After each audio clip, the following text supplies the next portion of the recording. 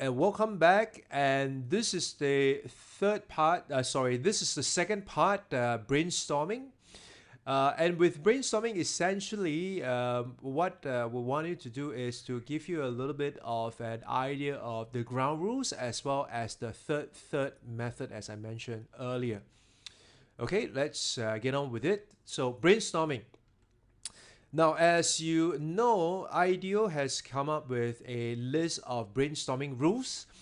So these are the 7 brainstorming rules recommended by IDEO. As you can see, they differ judgment. So the first one is deferred judgment. Essentially, is to say that when you're doing brainstorming, you're actually engaging the creative thinking mindset here.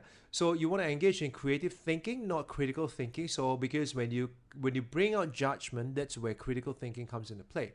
So you want to put critical thinking out of your mind for the time being and just focus on creative thinking. Hence, to defer judgment. Second one, they talk about encourage wild ideas. Now, in my experience and in my facilitation, I've seen that coming out with wild ideas sometimes can be difficult or can be very easy. But the key idea here is that you want to be able to come up with wild ideas, but in a facilitated manner, not in a manner where it's by chance. Because if it's by chance or it's peculiar to a particular group of individuals with a certain profile, then if those groups are not there, it means that it kind of entirely eliminated the possibility of coming out with wild ideas. So coming out with wild ideas is good, but it has to be done in a facilitated process. So we talk about this in the third method later on.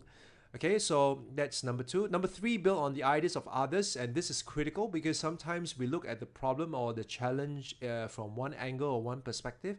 And sometimes our colleagues may be able to see a possible solution from a different angle, a totally different angle that may have missed. And with that, by looking at those ideas and building on those ideas, that's where we can bring our ideas to the next level. So that's number 3. Number 4, stay focused on the topic. One of the things I observe is that sometimes when you go into brainstorming, you can have 2 extreme scenarios. Both are not ideal. One is that you come up with ideas that are very same old, and that's really not ideal. In other words, it's a bad brainstorming session. The other thing is that you come up with ideas that are totally wild and totally good, but they are not applicable. And that's because you have not stayed focused on the topic itself. So the point of crafting the how might we statements, or rather how might we questions, get you to focus on the topic at hand. So later on, when you go on to the brainstorming exercise, I would like you to place the how might we questions right at the top of the flip chart, so that at all time you would be focusing on the how might we question. All right, so stay focused on the topic. One conversation at a time. This is what I'm gonna defer here, because later on I'm gonna share with you why I kind of do not agree with this particular process or this particular rule of one conversation at a time. Now the sixth brainstorming rule, be visual. This one, it's really talking about not just having it in your head. So visual doesn't mean you have to draw. Of course, if you want to draw it, that's good, but that's not what we meant. But when we talk about be visual, what we want you to do is to be able to write down each idea, and write down the idea on a post-it note. Because without writing it down, if it's in your head or if it's somewhere floating in your mind, then it's not crystallized. And sometimes by writing it down, your thoughts kind of crystallize itself. So there is a saying that ideas disentangle themselves, flowing from lips and through pencil tips. All right, so be visual, write it down. And last one, go for quantity. We don't want you to kind of just limit to 2 or 3 ideas. I'm sure all of you can come up with more than just 2 or 3 ideas itself. Okay, so this is the brainstorming rules that are given by IDEO. Today we want to introduce to you a different set of brainstorming rules, and this is something that I found to be very effective with the teams that I have facilitated. So number 1 is that I would like you to set a target. Many a times when you go into brainstorming, people just brainstorm. Yeah, but here what I'd like you to do is to first and foremost set yourself a target. 3, it's anybody can come up with 3 ideas. All right, so coming up with 10 I think most people can come up with 10, but pushing it to 15 to 20, that's going to be a stretch. But what I'd like you to do is to stretch yourself, and the whole idea of ideation is to see how far you can go, and the third method will kind of help you with that. But I'd like you to set a big, hairy, audacious goal here, and not just kind of do something that you know that you can easily achieve. Yeah, so I would say at least 15, 20 would be very, very ideal. So set a target before you go on to brainstorming. So before you start your brainstorming session, each one of you set a target. Next one is where I differ from the IDEO. IDEO says that one conversation at a time. I'm going to say no conversation. Reason is because very often I see that during brainstorming session, people go into a discussion mode. And when you go into discussion mode, you start saying, yeah, but. And when the yeah buts come out, this is where the critical thinking comes out. This is where the judgment comes out. And this is where good ideas get killed. All right, so effectively, I would like you to kind of, be very quiet. And when you're brainstorming, just keep it to yourself. When you come up with the idea, write it down. When you come up with the idea, write it down. You can talk to each other to kind of clarify certain ideas. But beyond that, I'd like you to kind of keep your discussion to a minimal, or at best, or better still, not at all. All right. So here's where I talk about writing each idea, one idea on each post-it note. I know this is not going to be very environmentally friendly, but here's the point. Because later on, when you have the ideas up on the post-it note, you want to be able to take the ideas and you want to be able to group some of the ideas together. So if you're going to write a bunch of ideas on one post-it note itself, it's going to be quite difficult to kind of separate one idea from another. So I know we're killing trees here, but looking at the bigger picture here, we're going to make significant impact on our students. So I think it is okay for us at this point in time to look at, having one idea on each post-it note. So that's something I strongly encourage you to do. Now, the fourth one is really to look and read the ideas of others and see how you can build on it. So following from ideas one to build on the ideas of others, I'd like you to just read or look at the ideas. Yeah, so not discuss, because when you go into discussion, sometimes you go into the yeah, but. So just look at the ideas and see how you can build on it. As I say, that sometimes you may not see the problem from the same angle, or you may not come up with a solution with the same perspective as your colleagues. So building upon each other's ideas would be a good thing to do. And the last one, not quite a ground rule, but something that I would want to enforce here through the help of the facilitator, is the third method. Now, this third method, which I'll go into a bit more detail, is the one that's going to make or break your brainstorming session. So whether you're going to have a good brainstorming session or you're going to have a mediocre brainstorming session depends on how strictly you adhere to this third method. Now, before we go into that, I'd like to share with you a quote here. And it says that if you want to have good ideas, you must have many ideas. Okay, so it's very unlikely, I wouldn't say it's not possible, but it's very unlikely for you to have just 3 ideas and you think that, wow, one of these 3 is going to be a breakthrough idea. Not likely, but not impossible too. But to play safe, for most of us, we will need many ideas before we can find 1 or 2 good ideas. Now, the reason why you want to do that is because most of them will be wrong in the sense that it's not applicable or it can't be done. And what you have to do is to learn which ones to throw away.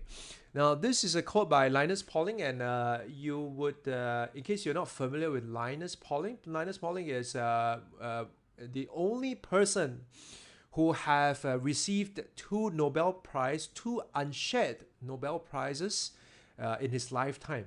And the 2 Nobel Prizes, one is for chemistry and one is for peace. So I would say that a Nobel laureate would be able to give us some good insights, but a 2-time Nobel laureate, that's something I want to pay attention to. Okay, so let's look at the good and bad part of brainstorming. Someone said that brainstorming is just like cholesterol. There's good part and the bad part, and for most of us, I think we are familiar with the bad cholesterol, but we're not quite sure about the good cholesterol part. Yeah, so likewise in brainstorming, many of us would have experienced bad brainstorming, but some of us may have the luxury to have experienced a good brainstorming session. Let's look at what are some of the key differences between a good and a bad brainstorming session. The first one is with a bad brainstorming session, you stop at the first reasonable idea. So this typically is a situation where people are tired and someone come up with a reasonable idea and say, yeah, that's a good one, and we kind of all jump at it. The reason why we do that is because then it saves us from the trouble of having to come up with ideas for the rest of the day. Yeah, so that's what we want to avoid. Instead, what we want to do is to generate long lists of ideas. So the third method is going to help you with that. Now, in bad brainstorming sessions, you typically find that it becomes a very binary approach in the sense that ideas are either good or bad. Now, you and I know that there is no such thing as a bad idea, and there's no such thing as a definitive good idea. So in a good brainstorming session, there is no binary, it's always maybes. Okay, I know this kind of drives some people nuts, especially those people who are auditory digital. They kind of see things in kind of black and white, me included. Yeah, so in a good brainstorming session, you will always be looking at maybe that's a good idea. Maybe they could work. Yeah, so that's a typical of a good brainstorming session. A bad brainstorming session never get to the third. We'll talk about that in a while's time. And good brainstorming session, getting to the third is the point. All right, so I think I've created enough suspense and enough anxiety, enough anticipation of what on earth is the third method. And here we go. So the third method, it's something that I learned in my research from looking at how to do brainstorm better. And it came from Tim Hurson. He's the author of the book called Think Better. Now, in this book itself, one of the key things that he talked about is how to do good brainstorming. And that is where he introduced the third method. So what is the third? Is there a first third, second third? Yes, absolutely. So we'll go into the first third and the second third right away. So the first third method is where ideas are the usual ones. They are the ones that everyone has thought of them before. And these are the ones that are closest to our consciousness, because these are the ones that, if I were to just jog you up from whatever you're doing and ask you, give me 3 ideas of how you could get students to read better, you'll probably be able to read it off without even thinking. And so these are the first group of ideas that you will come up with in the first third of the brainstorming session. So coming back to this, using our challenge of how might we make it fun for students to who read only when accompanied, what could be some first third ideas? One could be incentivize readers by giving them badges. Okay, I'm sure we've heard this before. We've even seen some of this being implemented. Another one could be teachers to be role models for students. Quite common. Third one is get the parents to encourage them, and probably also share examples of well-known people who didn't like to read at first. So someone like neurosurgeon Ben Carson, the recently dropped out presidential nominee for the Republican. So these are some of the same old type of ideas that people will come up with in the first third of the brainstorming session itself. All right, so what about the second third? Now, second third ideas are ideas that stretch the boundaries a bit. These are the ideas that in normal circumstances, that's when if you allow discussion to take place, these are where people will come up with an idea and then someone will say, yeah, but, right? And it's usually, yeah, but we don't have the time. Yeah, but we don't have the money. Yeah, but we don't have the expertise. Yeah, but we don't have the resources. So these are the ideas that kind of stretch the boundaries a little bit. But these are the ones that usually get killed if judgment comes into play, and in my experience, if discussion comes into play here during the brainstorming session. So what could be some examples of second, third ideas? Offer students audiobooks instead. So typically, if someone comes up with an idea like this, then we will say, yeah, but where do we find these audiobooks? All right. Another one could be getting students to read in order to complete a game. Okay, this might be a little bit more interesting, but people will say, yeah, but completing a game and reading, how does it go, for example. Third one is perhaps to use online games to get them to read. So again, as you can see, the ideas are getting a little bit more interesting. And these are the ones that usually have certain constraints, but these are still not the good ones. So how do we get at the good one? Now, this is where the third comes in. Now, the third is going beyond the point of I am out of ideas. All right, so when you come to a point whereby you say that, gee, I can't come up with any more ideas anymore. Okay, and this is the point where breakthrough ideas could happen.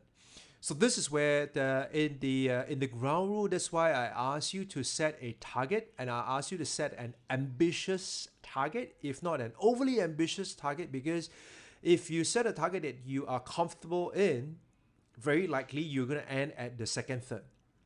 Okay, so here's another reason why I'm asking you to set a very ambitious target so that you can go to the third. So going beyond the point of I'm out of ideas, because at that point in time, you would have flushed out all the same old ideas.